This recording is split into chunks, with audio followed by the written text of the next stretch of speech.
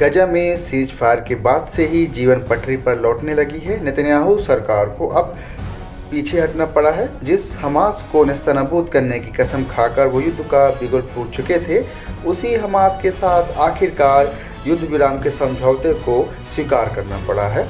ऐसा इसलिए कहा जा रहा है क्योंकि इजराइल में इसी बात की चर्चा है। नेतन्याहू सरकार हमास के सामने झुक चुकी है। यहाँ तक कि कई मंत्रियों ने भी पार्टी और नेतन्याहू सरकार को ही छोड़ दिया है।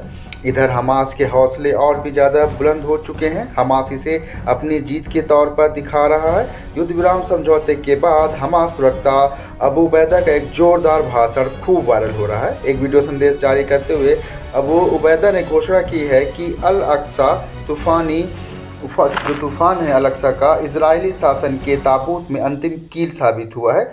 उबैदा गाज़ा युद्ध के दौरान इजराइल के खिलाफ समर्थन के लिए ईरान, लेबनान और हिजबुल्लाह और यमन के हूती के साथ उनके सहयोगी संगठन का आभार भी जताया है। अबू उबैदा ने गाज़ा संघर्ष के दौरान अपने जान गंवाने वाले लोगों द्वारा जो उनका खून बहाया गया और बलिदान व्यर्थ नहीं जाएगा। उबैदा ने कहा कि अपने पवित्र स्थलों को मुक्त कराने के लिए हमारे लोगों ने जो दर्द सहा है उसे हम महसूस कर सकते हैं।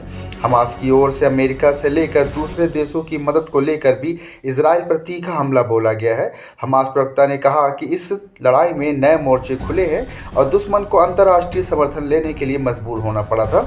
अबू उबैदा ने कहा अपने भाषण यह भी कहा कि हमें अरब और इस्लामिक दुनिया भर से समर्थन के लाखों मैसेज मिलते हैं और हम जानते हैं कि हम आपके साथ हैं और आप सब हमारे साथ हैं। इस दौरान उन्होंने अपने पूर्व के नेताओं को भी याद किया, जिसमें उन्होंने इस्माइल हानिया, सालेह अल अरूरी और जहाँ सिल्वर को प्रमुख तौर पर याद किया। उबैदा ने कहा कि हमारे मुजाहिदीन असंभव लगने वाली परिस्थितियों में काम करते हुए लड़ाई के अंतिम समय तक साहस के साथ लड़ाई लड़ी और इजराइल को हार मानने पर मजबूर कर दिया।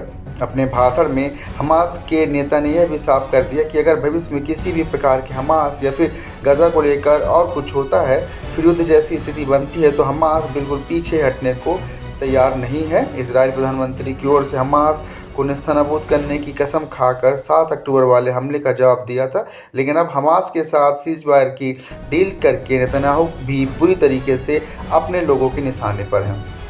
नेतन्याहू सरकार के कई मंत्रियों ने भी अपना इस्तीफा सौंप दिया है। यहाँ तक कि इजरायली सरकार में शामिल एक पार्टी ने भी अपना गठबंधन से अपना समर्थन वापस ले लिया है। ऐसे में अब हमास प्रवक्ता की तरफ से दिया गया भाषण चर्चा का विषय बन चुका है, क्योंकि हमास इसे अपनी जीत के तौर पर देख रहा है।